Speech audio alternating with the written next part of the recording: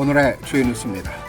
강력한 열대성 폭풍이 플로리다에 접근하면서 모든 카운티에 비상사태를 선포했습니다. 당뇨병 치료제 가격으로 정부와 제약사 간의 다툼이 치열해지고 있습니다. 마리아나 흡연자가 담배 흡연자보다 많은 것으로 나타났습니다.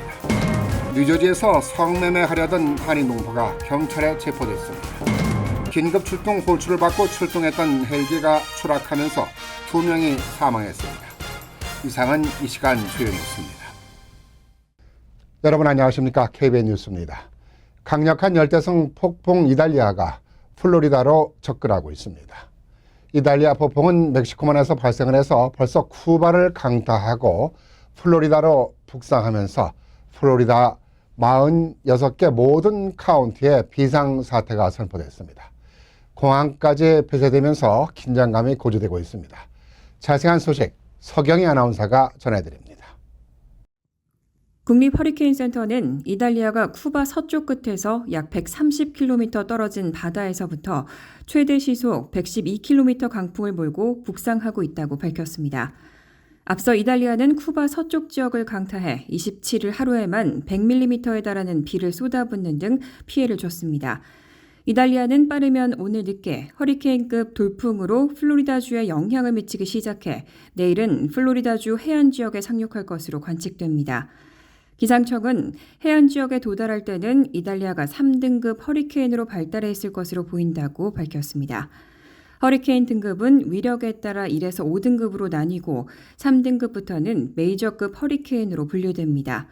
큰 피해가 예상되면서 론 디센티스 플로리다 주지사는 멕시코만에서 대서양 연안까지 플로리다주 북부 절반에 걸쳐 있는 46개 카운티에 비상사태를 선포했습니다. 지난 26일 총 33개 카운티에 비상사태를 선언한 데 이어 범위를 넓혔습니다. 비상사태 선포로 주 방위군 1,100명과 수중 구조를 위한 대형 트럭 2,400대, 피해 복구 등을 위한 항공기 12대가 투입됐습니다. 플로리다주 템파 국제공항과 세인트핏 클리어워터 국제공항은 공항을 폐쇄한다고 밝혔고 올랜도에 있는 썬레일 통근 열차 운행도 중단됐습니다. 이달리아는 플로리다주를 가로지른 뒤 조지아주, 사우스캐롤라이나주, 노스캐롤라이나주를 통과할 것으로 예측됩니다. 미국에서의 총기역 사건은 하루가 멀다 하고 일어나고 있습니다. 어제는 인종차별로 발생한 총기역 사건을 보내드렸습니다만 이번에는 학교에서 총격이 발생했습니다. 잇따른 총격 사건 소식을 오동윤 기자가 전해드립니다. 노스캐롤라이나 대학에서 총격이 발생해 교직원 1명이 사망하고 1명이 부상을 당했습니다. 경찰은 총격 용의자를 체포했으며 범행 동기에 대해 수사하고 있다고 밝혔습니다. 용의자는 중국 우한 출신의 유학생으로 이 대학 응용물리학 박사 과정에 재학 중입니다. 대학 경찰은 이날 오후 1시께 대학 내 코딜 연구소에서 총격이 발생했다는 신고를 접수했다며 캠퍼스 전역의 학생들에게 즉시 대피하라고 경고했습니다. 대학 외부에 있는 학생들에게는 캠퍼스 안으로 들어오지 말도록 알리고 강의실 내에 장애물을 설치하고 창문을 가리는 등 캠퍼스를 일시 폐쇄했습니다. 대학 당국은 오후 4시께 모든 상황을 해제했으나 오늘까지 모든 수업을 휴강한다고 덧붙였습니다. 사우스캐롤라이나에서는 20대 대학생이 집을 잘못 찾아 들어가다 총격으로 사망했습니다. 경찰은 성명을 통해 지난 26일 새벽 2시께 사우스 홀리 스트리트의 한 주택 현관에서 20세의 남성이 상체에 총상을 입고 숨진 것을 발견했다고 밝혔습니다. 이곳 주민이던 이 남성은 실수로 엉뚱한 집에 들어가려다 총에 맞았다고 부연했습니다. 총격을 가한 이는 해당 집에 거주한 남성으로 밝혀졌습니다. 사우스캐롤라이나주 등에서는 스탠드 유어 그라운드 법을 통해 정당 방위를 위해 치명적인 무력을 선제적으로 사용할 수 있도록 보장하고 있습니다. 오하이오주에서는 절도 혐의를 받던 20대 임산부가 검문을 피해 도주하려다 경찰의 총격에 사망하는 사건이 발생했습니다. 사망한 여성은 11월 출산 예정인 임산부로 총에 피격된 직후 병원으로 옮겨졌지만 태아와 함께 숨졌습니다. 경찰 당국은 브리핑에서 이 여성은 경찰의 검문에 응하지 않고 경찰관을 향해 차량을 몰아 이를 저지하는 과정에서 총격이 있었다고 발표했습니다. 경찰의 과잉 대응에 대한 지적이 잇따르고 있는 가운데 경찰은 보디캠에 촬영된 영상을 공개할 방침이지만 그 시기는 밝히지 않았습니다. KBN 뉴스 오동윤입니다. 올린다, 내려라, 못 내린다. 이렇듯 정부와 제약사 간의 의약품 가격 협상으로 갈등이 계속되고 있습니다. 이러한 갈등은 법정 소송전까지 이어지고 있습니다. 보건복지부 산하 건강서비스센터는 오늘 가격이나 협상 대상이 되는 의약품 10종을 발표를 했습니다.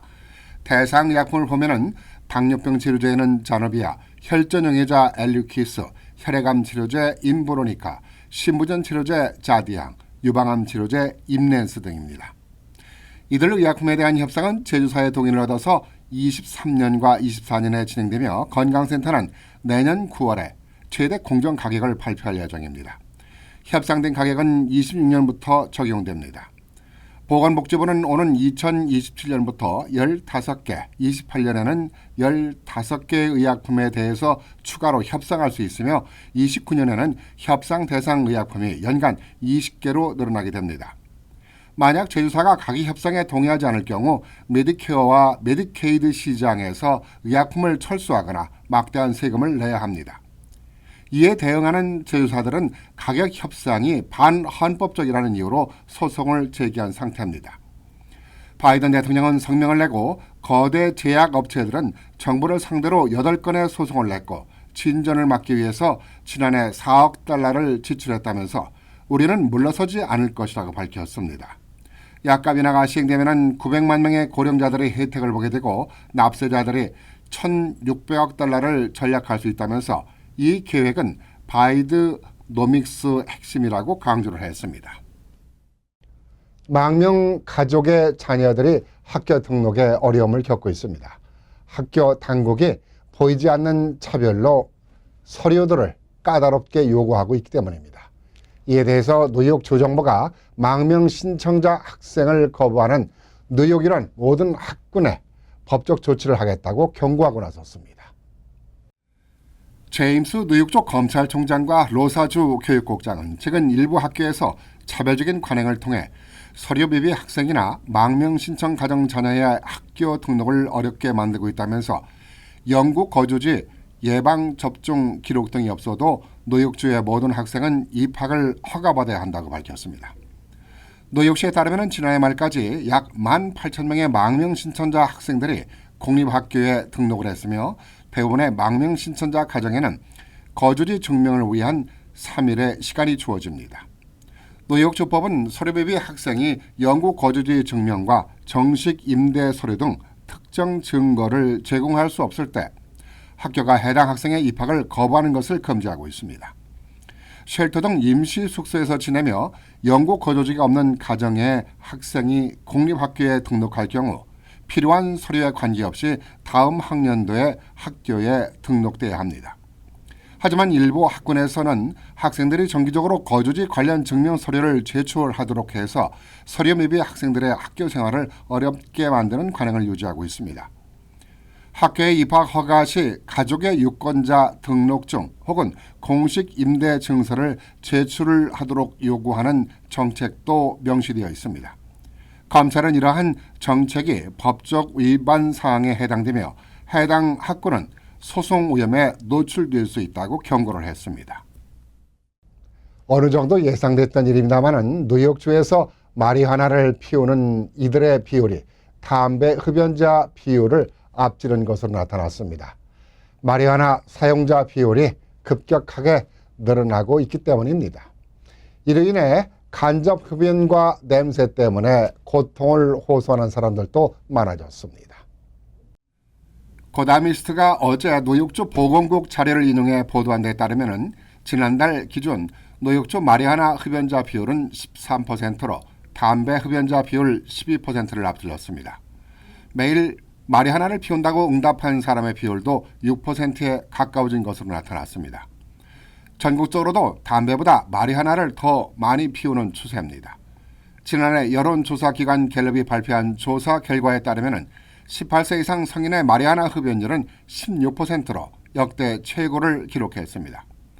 반면에 담배 흡연율은 11%로 지난 1944년 이후 최저치를 기록했습니다.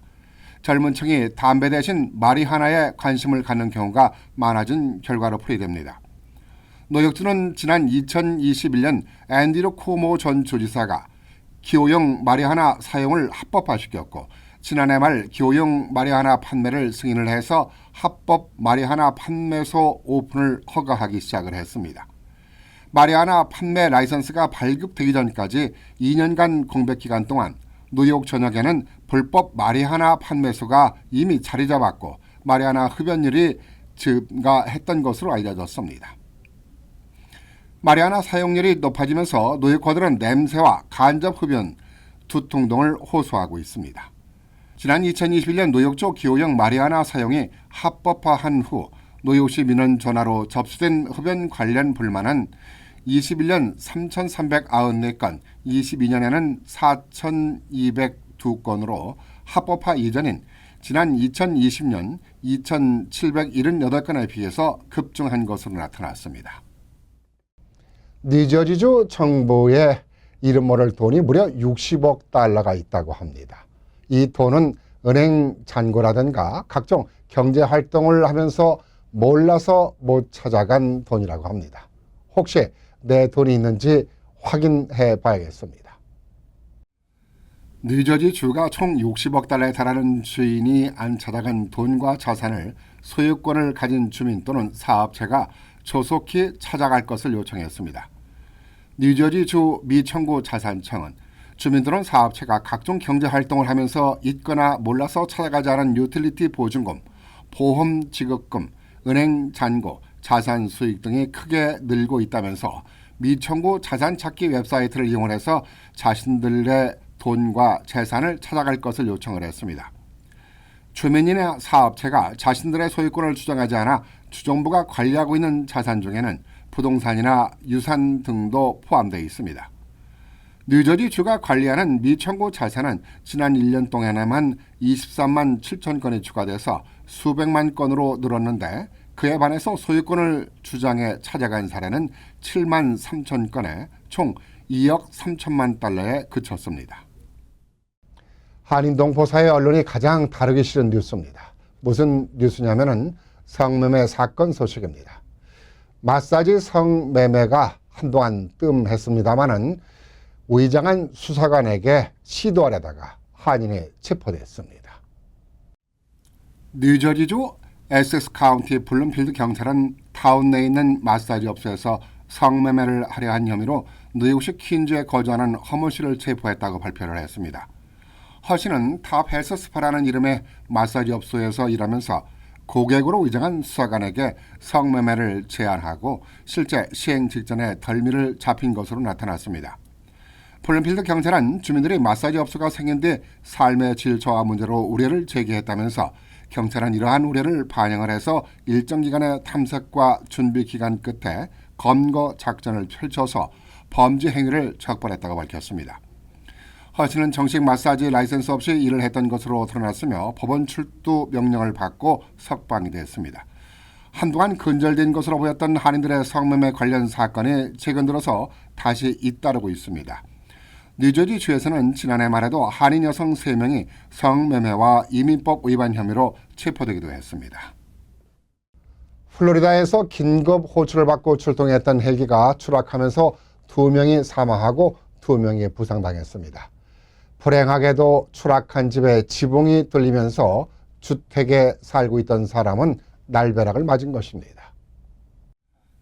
플로리다주 소방당국은 팜파노 해변공항으로부터 긴급 호출을 받고 출동한 헬기가 포토로더데일 북쪽 비행장 인근에서 추락했다고 헬기에 타고 있던 소방대원 1명과 헬기가 추락한 주택에 살고 있던 주민 1명 등 2명이 사망했다고 밝혔습니다. 헬기에는 소방구조대원 3명이 타고 있었는데 1명은 사망하고 2명은 기적적으로 살아남았습니다. 공개된 영상을 보면 비행 중이던 헬기의 꼬리에서 화재가 발생을 해서 연기가 나기 시작을 했고 갑자기 중심을 잃은 헬기는 팜파노 해변 주택단지 상공에서 빙글빙글 돌면서 추락했습니다. 헬기가 추락한 주택 지붕엔 커다란 구멍이 뚫렸고 화염이 치솟았습니다. 헬기에서 탈출한 구조대원 2명은 다른 주택 지붕 위로 대피했다가 구조가 됐습니다. 병원으로 이송된 부상자 2명은 생명에는 지장이 없는 것으로 알려졌습니다. 사망한 소방대장은 브로워드 카운티에서 소방구조대원으로 19년간 복무한 베테랑이라고 보안관실이 밝혔습니다. 국립운송안전위원회는 사고 직후 헬기는 팜파노비치의 비행장에서 800여 미터 떨어진 곳에서 발생한 공중화재 후 구조물에 충돌한 뒤 추락했다고 밝혔습니다. 간추린 소식입니다. 장보고 글로벌 재단은 최근 심사위원회의를 열고 제8회 장보고 한상 어워드 대상에 뉴욕 소재 글로벌 뷰티 기업인 키스그룹 장용진 회장이 선정됐다고 밝혔습니다.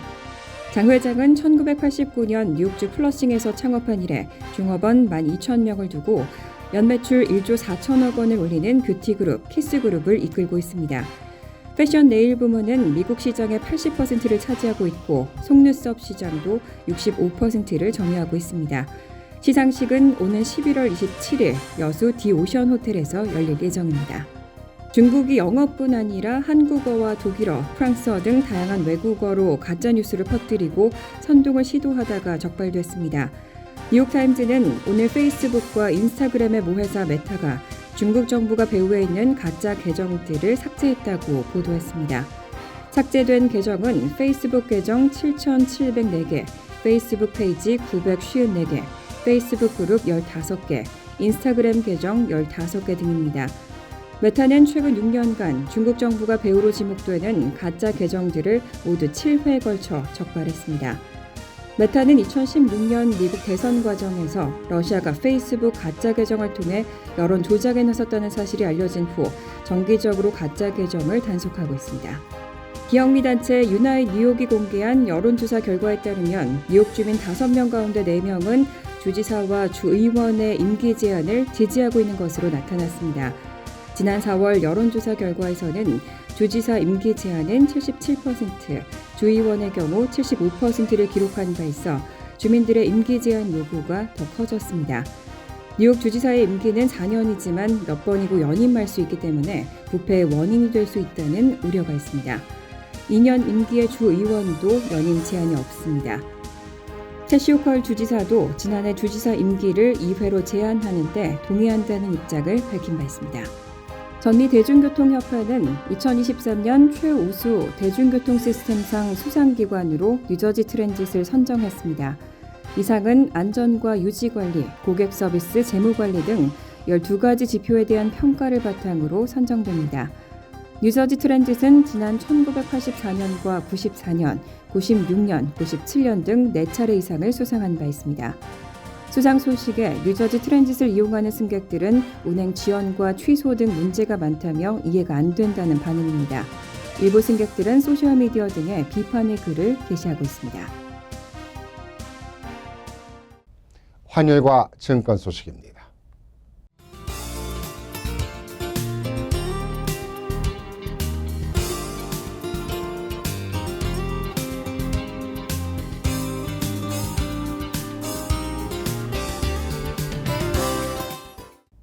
이어서 날씨입니다. 수요일은 흐리고 때때로 소나기 내릴 가능성이 있습니다.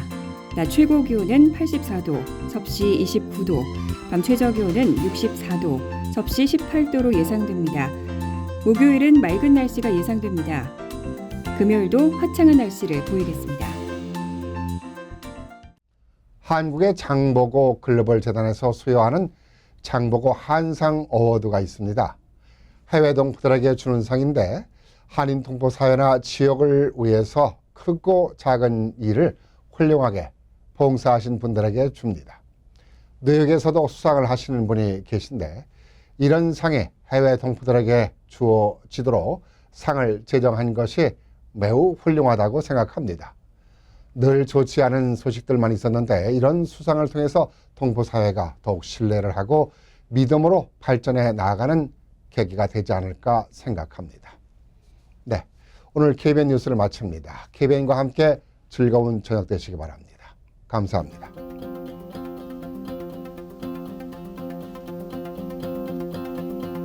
미 동부 최대 한인 방송 KBN이 제작하는 KBN 뉴스는 웹사이트 mykbn.com 그리고 유튜브와 페이스북에서 다시 보실 수 있습니다. 좋아요, 구독, 알림 설정은 뉴스 제작에 큰 도움이 됩니다.